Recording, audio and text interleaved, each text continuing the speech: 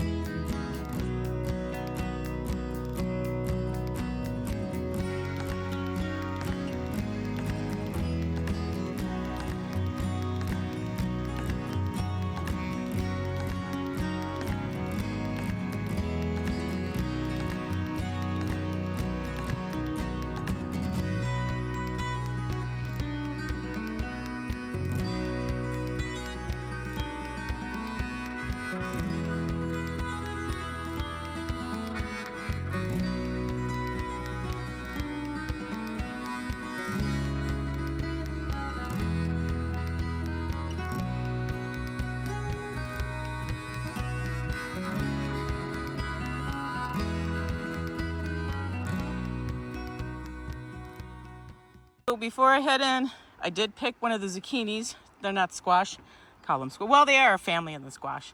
I got some peas down under, some green beans, and some of the yellow / wax beans. So I got a good harvest today. All right, friends, that's gonna end this video. In the description box below, I'm gonna put my playlist to my garden if you're interested in seeing anything from the past few years. And I wanna thank you so much for joining me today. And if you like this kind of content, please subscribe to my channel, give the videos a thumbs up, and I want you to make it a great day.